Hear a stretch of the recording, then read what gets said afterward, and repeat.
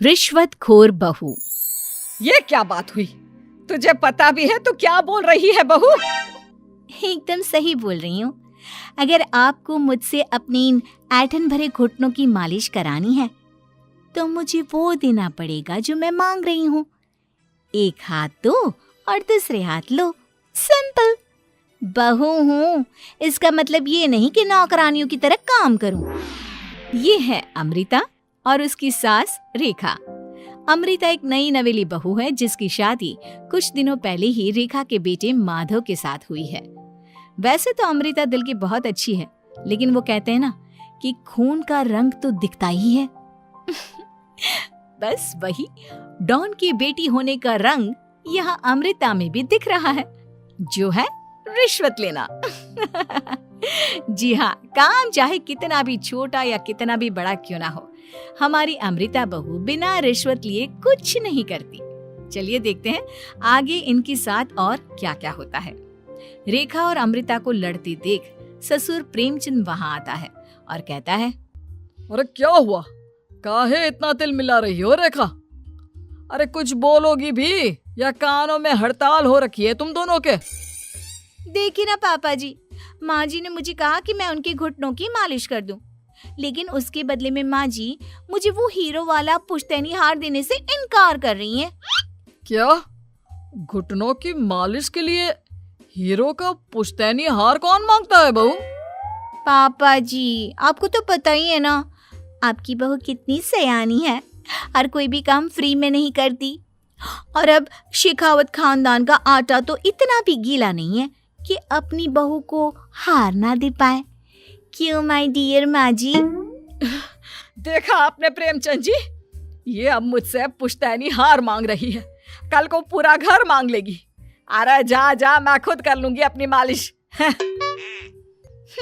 ठीक है, मुझे क्या। एंजॉय योर मालिश टाइम माँ जी। रात में जब पति महादेव दफ्तर से लौटकर घर आते हैं तभी कमरे में, अमू सुनो ना, मेरा वो लाल रंग का जो शर्ट है ना वो धो दो ना प्लीज। एक्चुअली कल मेरी एक इम्पॉर्टेंट इंटरनेशनल क्लाइंट के साथ मीटिंग है, बहुत बड़ी डील का ऑफर है, इसलिए मैं अपनी उस लकी शर्ट को पहनकर जाना चाहता हूँ। अभी धो दो, रात भर में तो सूखी जाएगी, फिर कल अच्छे से कड़क वाली इस्त्री कर देना अपने शुभ शुभ हाथों से। जी नहीं, मैं ये सब ऐसे ही नहीं करने वाली। अगर काम करवाना है तो मेरी एक शर्त है। अरे यार, तुम और तुम्हारी शर्तें, बोलो क्या है? आपको मुझे 10 मनीष मल्होत्रा डिजाइनर की साड़ियां दिलानी होगी। 2 हफ्तों में मेरी स्वीट हार्ट फ्रेंड बिल्लो रानी की शादी है। मैं वहां डिजाइनर साड़ी पहनकर जाऊंगी और सब कुछ जला दूंगी। माधव अपनी बीवी की बात सुनकर हैरान परेशान अपने सर पर हाथ रखकर बैठ जाता है। अरे तुम बीवी हो या आफत? तुम्हारे दिमाग में जंग लग गया है क्या? देखो इतने सारे पैसे नहीं है मेरे पास। तुम्हारी याददाश्त तो जगह पर है ना माधव, भूल गए? मैं एक डॉन की बेटी हूँ। अगर तुमने मेरे कहे मुताबिक काम नहीं किया तो तुम्हारे लाल शर्ट को दूर ही रखो, मेरे पापा तुम्हें ही लाल कर डालेंगे। ठीक है, चलो अब ज्यादा मत डराओ, तुम्हें जो चाहेगा मिल जाएगा। अब ये डर और रिश्वत का सिलसिला यूं ही चलता रहता है और इसी तरह समय बीतता रहता है। एक सुबह सब नाश्ते के टेबल पर बैठे थे, जहां अमृता सबके सामने एक व्हाइट बोर्ड लाती है जिस पर दिन भर के सारे कामों के रेट लिखे हुए थे। अब ये क्या है? टीचर नहीं बनने का इरादा है क्या तेरा? अगर हाँ तो अफसोस, बेचारे बच्चे, उनका भविष्य तो अंधेरे में है। आप लोग बेकार की बातें बंद कीजिए और आंखें खोलकर ठीक से पढ़िए क्या लिखा है। ये आज के सारे कामों के रेट्स हैं। आलू पराठे, चाय, दाल, रोटी, चावल, सब्जी, हलवा, मिठाई, रसोई की सफाई, वॉशिंग मशीन में कपड़े धोना, ओखल में मसाले कूटना और माँ जी और पापा जी के अलमारी की सफाई करना। इन सब कामों की कुल मिला के जो रकम बनती है वो है ये 10,000 रुपए और माँ जी के लेटेस्ट लाए हुए सोने के झुमके भी। अमृता, तुम इंसान हो या हैवान? जरा तो दया करो हम पर। हे राम जी, उठा लो, अब ना देखा जाता ये सब।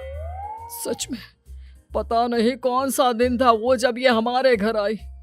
महादेव, तेरे प्यार ने तो हमारा जीना दुश्वार कर दिया बेटा। दुनिया में बहुत रिश्वतखोर लोग देखे, लेकिन ऐसी रिश्वतखोर बहू पहली बार देख रहा हूँ जो अपने ही परिवार को लूटने में लगी है। बहू, तुझे पता है ना कि ऐसे रिश्वत मांगना गुनाह है। पापा जी, मैं कोई गुनाह नहीं कर रही हूँ। रिश्वत लेना बाहर की दुनिया में गुनाह है। मैं तो बस अपना हक मांगती हूँ। मेरी रिश्वत रिश्वत नहीं, मेरा शगुन है, नेग है। और वैसे भी मैं एक बहू हूँ, इसका मतलब ये नहीं कि मैं सब काम पूरी जिंदगी फ्री में करूँ, आपके चरणों को धोते बैठूं और 24 घंटे आपकी नॉन स्टॉप सेवा करती बैठूं। चलिए छोड़िए, नाश्ता और खाना चाहिए तो बोल दो जल्दी से, वरना मैं चली थिएटर। आज मेरे फेवरेट सलमान की पिक्चर रिलीज हुई है। इतना कहकर अमृता वहां से चली जाती है। इस बेवकूफ का जल्दी कुछ करना पड़ेगा। कुछ दिनों बाद घर में पूजा रखी थी और पूजा में 11 पंडितों का खाना बनाने के लिए कहा जाता है, वो भी नई बहू के हाथों से। देखो अमृता बहू, आज घर में पूजा है, 11 पंडितों को खाना खिलाना है। 56 भोग बना पाओगी? उन्होंने कहा है कि नई बहू के हाथों का खाना ही होना चाहिए, नहीं तो मैं रेखा को ही बोल देता हूँ। ओ कम ऑन पापा जी, खाना तो मैंने फ्री फंड में अपने घर में भी कभी ना बनाया, तो अब आपको क्या लगा कि पूजा का नाम लेकर आप मुझे अपनी झांसी में फंसा लोगे? अरे कल मुही, बस अब बस, पहले सुन भी ले क्या कह रहे हैं हम। तुम्हें जितने पैसे चाहिए, जितने तोहफे चाहिए, सब ले लेना, बस पूजा पाठ में कोई बाधा नहीं आनी चाहिए। ओहो, ये हुई ना समझदारी वाली बात। ठीक है, अब आप लोग निश्चिंत रहिए, मैं ऐसा खाना बनाऊंगी कि उन 11 पंडितों की 11 पुश्तें भी मेरे खाने के स्वाद को याद रखेंगी। अमृता पंडितों के लिए खाना पकाती है और पूजा संपन्न होने के बाद उन्हें केले के पत्तों पर खाना परोसती भी है, जिस पर खाने का पहला निवाला खाते ही वो क्या भोजन है। हम इतनी जगहों पर जाते हैं, लेकिन इतना अच्छा स्वाद तो काफी मुश्किल से चखने मिलता है। रेखा जी, प्रेमचंद भाई साहब, आप लोग सच में भाग्यवान हो कि आपको इतनी सर्वगुण संपन्न बहू मिली है, जिसके हाथों में साक्षात माँ अन्नपूर्णा विराजती है। सर्वगुण संपन्न, सबको संपन्न कर देगी यह खूंखार औरत। कुंडली मार कर बैठ गई है मेरे बेचारे बेटे के जीवन में। एक मिनट, अरे ये बात मेरे इस बूढ़े दिमाग में पहले कैसे नहीं आई? इस अमृता की बच्ची को मैं अपने घर से बाहर कैसे निकालूं? इसका उपाय तो पंडित जी के पास जरूर रहेगा। रेखा अगले दिन पंडित जी के पास जाकर उन्हें अमृता के बारे में सब कुछ बता देती है, जिसे सुन पंडित जी भी परेशान हो जाते हैं। अरे, ऐसी बहू तो 7 जन्मों में भी किसी को नसीब ना हो भगवान। देखिए रेखा जी, आपकी रिश्वतखोर बहू और आपके बेटे की कुंडलियों को जोड़कर देखा है मैंने, लेकिन इसमें तो यही बता रहे हैं कि ये आपके जीवन से कभी नहीं जाने वाली। इसलिए उससे सुधारने के लिए जल्दी आप लोगों को ही कुछ करना होगा, नहीं तो एक दिन वो आप लोगों को कंगाल करके ही दम लेगी। नहीं, ऐसा हरगिज नहीं होगा। मैं कुछ करूंगी, हाथ पे हाथ धरे नहीं बैठूंगी मैं।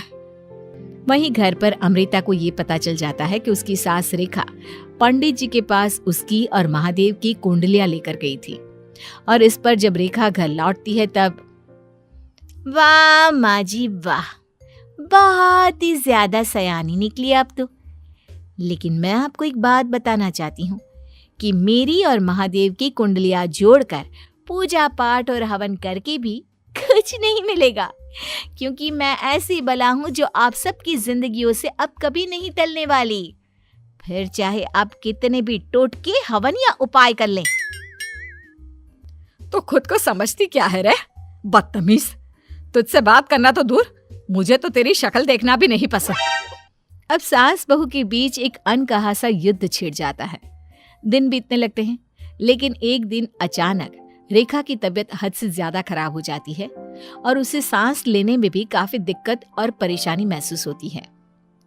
जब उसे डॉक्टर के पास ले जाया जाता है तब डॉक्टर चेकअप करके कहते हैं, देखिए, मैंने सारे टेस्ट करके देख लिए हैं और रिपोर्ट्स को क्रॉस चेक करके ये पता चला है कि रेखा जी को गंभीर दिल की बीमारी है।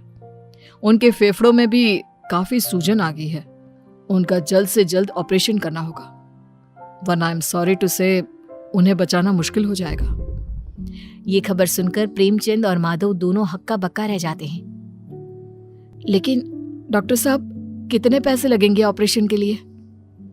और उसके बाद रेखा पूरी तरह ठीक तो हो जाएगी ना? जी हाँ, इस ऑपरेशन के बाद वो बिल्कुल ठीक हो जाएंगे, लेकिन वो तभी हो सकता है जब ऑपरेशन टाइम से हो पाएगा।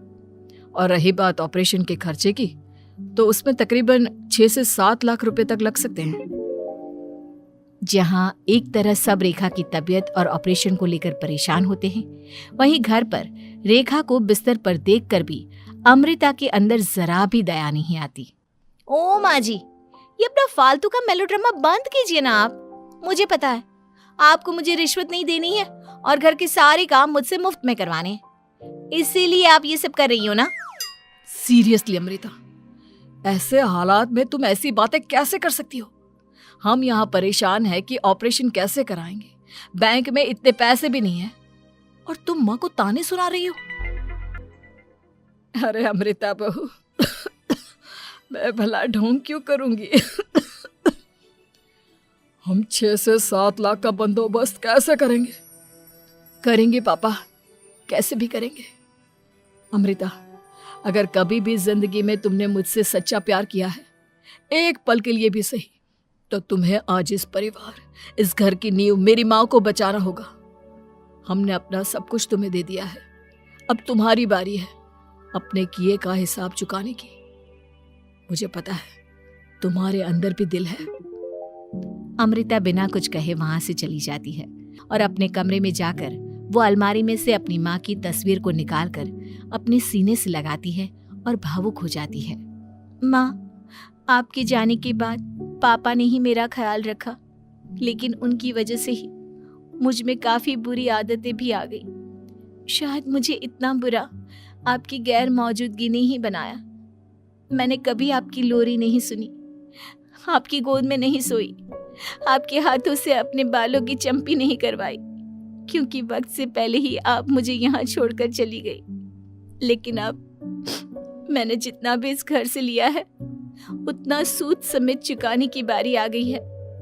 अब मैं अपने रहते अपने प्यार को भी उसी दर्द से नहीं गुजरने दे सकती जो मैंने आपके नहीं होने से सहा है। अमृता तुरंत ही अपने सारे पैसे और गहने माधव को लौटा देती है और रेखा का ऑपरेशन किया जाता है।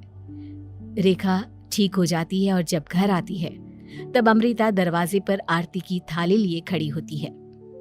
वेलकम होम माँ जी, आई मिस्ड यू।